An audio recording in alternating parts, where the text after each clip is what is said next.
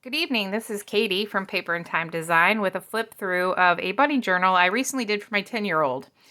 I like to mark passages in my kids' times in their lives with memory books. So they contain a lot of pictures and memories for that specific child in a certain period of their lives. And right now it's all about bunnies.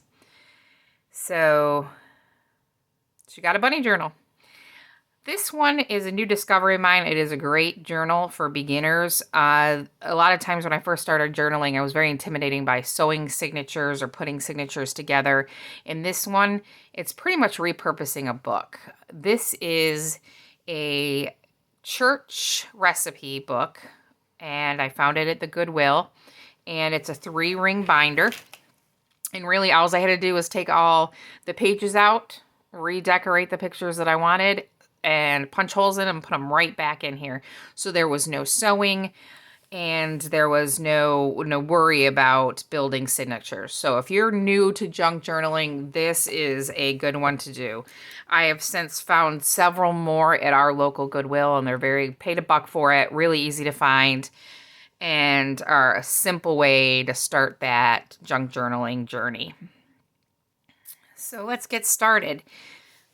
Couple of new things that I've added to this. So if a journal sits around in my house, a lot of times if I find something cute, I add to it. And I saw a great video, and I want to make sure I give people credit here for this was Rehatch Design, Tina Williams, and the video was called Making Tassels and Charm Dangles. So I've recently gotten into beads and dangles, and this was just super cute. And since I was into the whole making the actual dangles like this one here, I pretty much had everything I needed in my stash to make it. Super easy. It's a great video, and it's a great way to add something to this design along the spine where sometimes, they can just be a little bit plain. And like took just a couple of minutes and just came out absolutely darling. So let's get started. This is a fabric cover. I first covered the cover in muslin and then the fabric because the cover was bright red and it was going to show through. In this one, I used a lot of transfer stickers. I just recently discovered those. Loved them as a kid, and I am so glad they're making a comeback. I do a lot of trading with other people in Facebook groups. So a lot of the stuff you'll see here, I have gotten on trade. And so if you're out there and you're watching this video and you see something, thank you so much for that trade. I also did a lot of digital prints on this one. I got an Epson printer for Christmas and the EcoTank and was giving it a whirl.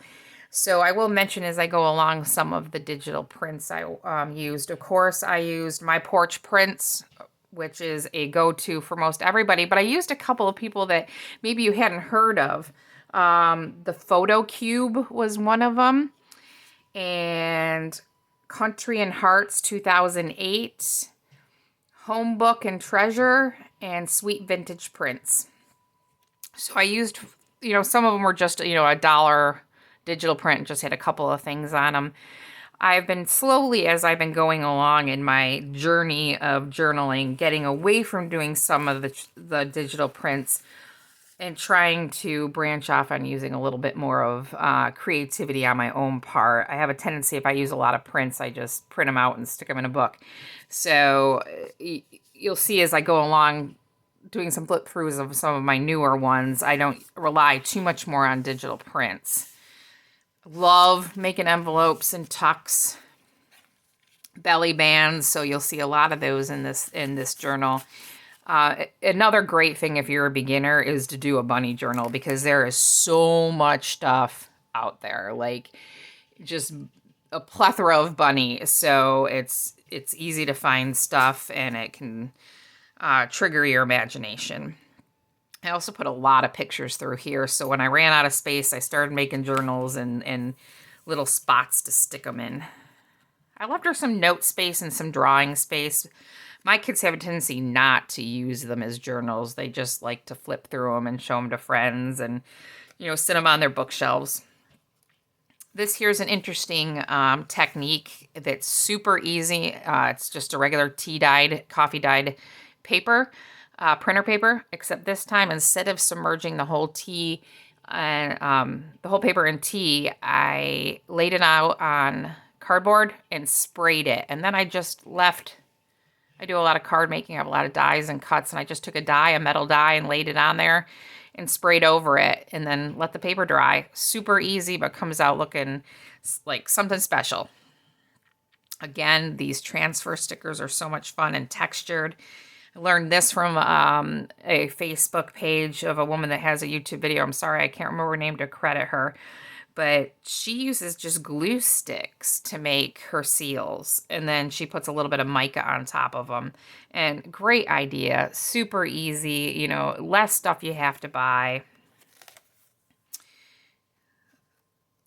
But this one was definitely all about bunnies. Started my beads with dangles. And, you know, dangles are kind of a funny thing. I just recently discovered them, and now I am a bead hoarder, just like a paper hoarder, and a ribbon and a lace. And I mean, anybody watching that has made junk journals for a long time will know that half the fun is collecting. So this was the newest thing I just added today. And this was by Treasure Books, and I believe this just came out in the last couple days. The video's name is Easy Do-It-Yourself Ribbon Bookmarks. And we're all avid readers in our house, and I'm going to make these just to use literally for bookmarks as well.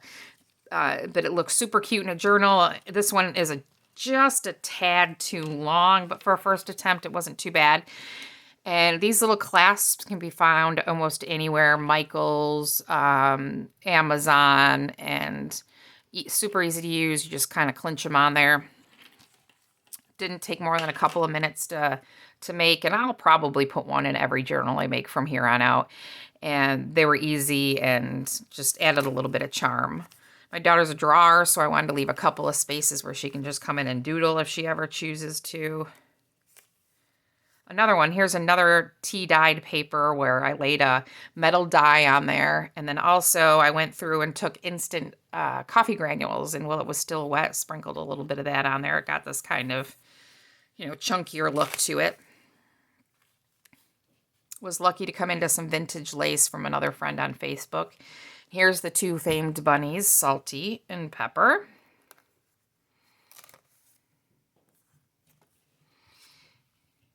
I've always been a fancy fold kind of person. I like things that fold out and hidden things. And this one came out especially cute. Left us with a little space to write in and some more little tucks and bookmarks and tickets. And I also have lots of stamps and was lucky enough to have a whole packet of bunny stamps. So I tried to incorporate those a little bit. But this was a fun one to do. You know, it's when you have a kid that has a passion, you know, to discover it and to be able to try to lock it in a book for her for when she's older and she can go back and say, you know, that she remembers those times. You know, best childhood friends. She may be an adult someday and want to, you know, maybe they'll still be friends, maybe they won't be. But to be able to go back and see them. Etsy shop has lots of ribbons. Again, bunnies are a plethora of bunny stuff. Folds. I just actually got very lucky to have the rabbit folds, so I was able, or paper, so I was able to make folds out of that.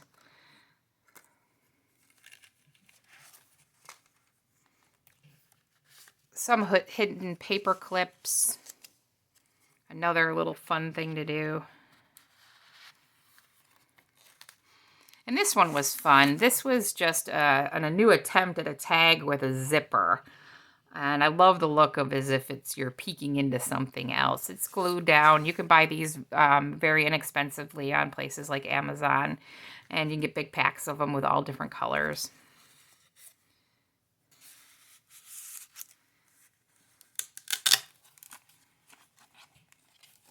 I always like to leave stuff that the kids can take out too. So these are all just loose stickers that she can use at some point if she wants to.